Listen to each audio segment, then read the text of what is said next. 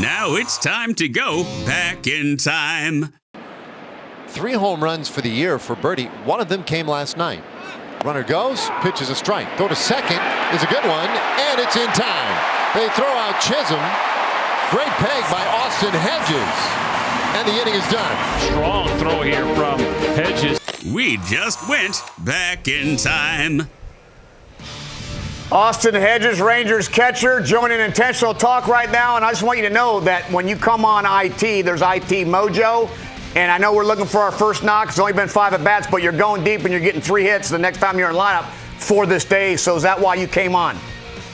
That's exactly why I heard everybody gets knocks when they come on Intentional Talk. And I was like, all right, I need a few knocks this year. Yes. 100%.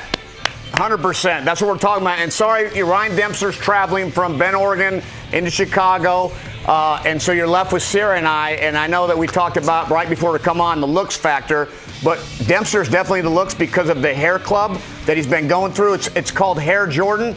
But he's put some nice plugs in there. It's coming in like a chia pet. And he's having to actually get haircuts. Hey, I've heard great things about it. I had an old teammate of mine, Will Myers. He just retired, but he put a little bit of something in there. Got it from LeBron James, I think I heard. And the guy got, he went from like a 6 to like a 7.5. So he's looking more handsome in retirement now.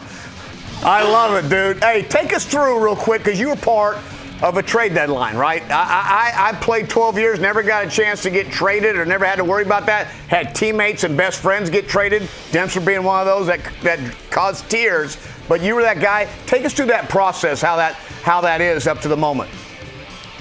Yeah, I mean, it's a little weird. It was the second time I've been traded. The first time was a funny story. I was running the Padres fantasy football draft. I was the commissioner of this draft. And right in the middle of the draft, the Padres trade for 2 catchers. I'm not a part of the trade, so I'm like, okay, I can see the writing on the wall, right? And so I'm like, hey, someone needs to take over for this draft because, like, I'm a little bit rattled. Anyways, got traded the next day.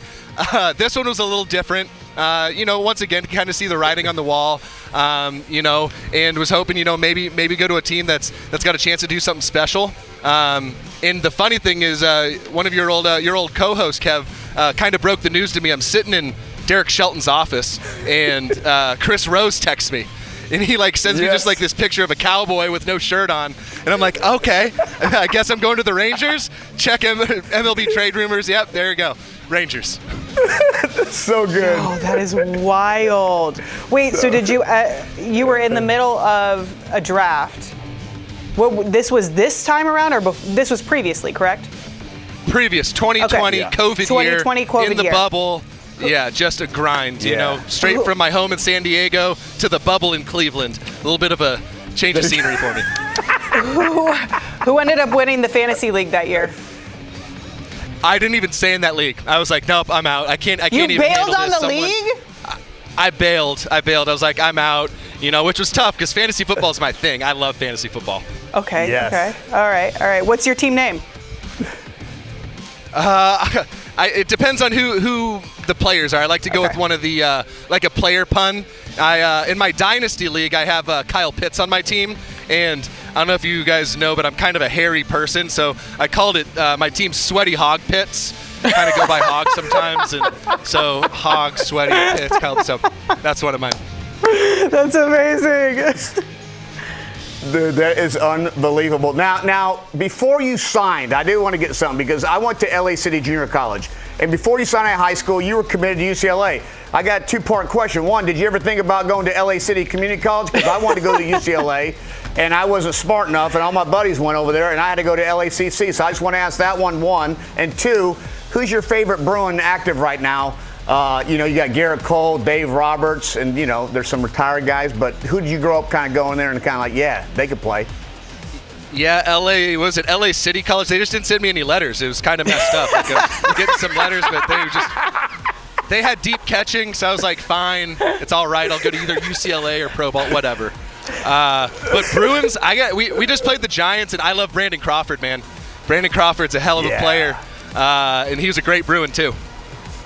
Nice. Kevin and I, just so you know, background info, we are both community college alums. So you're amongst highly intelligent people on this interview. Big time. Quick question though, have you had a chance to remind Nathan Eovaldi he's in your book? You homered off him in 2021?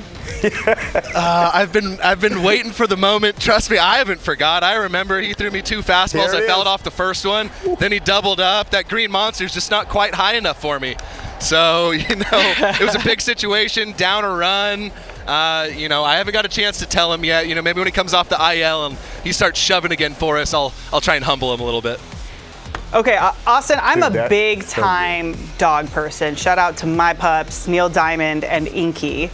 What are your dogs' names? And have they gotten to sniff around at any new dog parks in Texas yet? Yeah, so I like that you have the full name for your dogs. That's me and my wife. We're big on the full name for the dogs. Nice. So you're full name dog people too. Yeah, so we got our black lab who turns 11 in a couple weeks, and he's Bo Jackson. And then our Great Dane, who is our COVID puppy, that's Bruce Wayne. Kind of looks like Batman. He's got the mask. So that's Bruce. We got Bruce Wayne and Bo Jackson. But they're thriving in Dallas right now. We got a little bit of we got a pool in the yard, so they just think they can go drink the water and jump in it whenever they want. So they're having a time. Kevin has a good Great Dane story. Yeah, Bruce Wayne. You say, yeah. Let me tell you, I babysat my buddy's Great Dane for a night. No problem. Got it. He stayed in our master bedroom.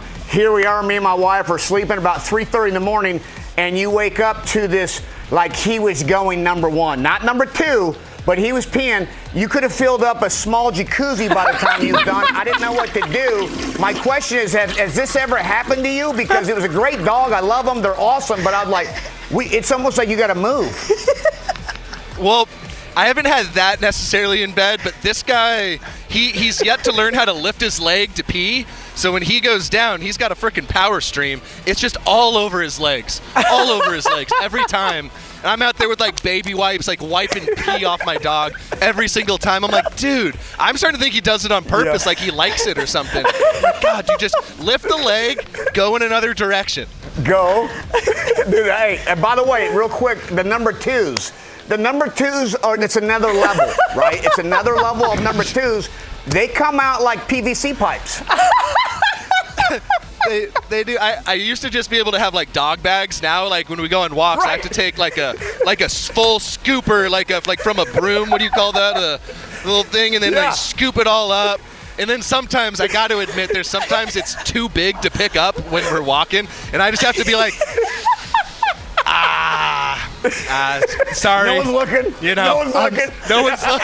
I'm sorry. I don't know what I'm supposed to do. It's too big. Oh my God, PVC pipes. Dude, hey, Sarah, it's unbelievable. It's not even a joke. And you count as cardio if you do go pick up. I'm sure Austin counts as cardio. It does.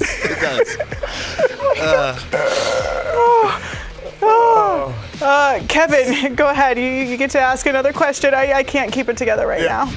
I do, and I'm going to ask one baseball question. Talk to us about the Rangers, because, listen, I'm 2.5 hours up the road. I've been rooting for Texas teams. I got Houston. They've spoiled me 4 to 6 years. I want to get in my truck and just drive because everybody's getting delayed, and I'm like, this is amazing. Your team has a chance to do some special things this year. Talk to me about the club, though, and what a group with Boch and everybody there. Yeah, I mean, the second I stepped into the clubhouse, you could just kind of feel it, man. There's just a sense of the desire to win. And when a team has that, you go do special stuff. And the second I got here, I don't think I've been on a better offense in my life. So just watching the guys go out and bang every single day. I mean, we're deep in pitching. We can pick it on defense. It's just a team that's really together right now, and I'm having a blast being a part of it. The clubhouse is fun. The plane is a good time. It's just it's a great fit right now.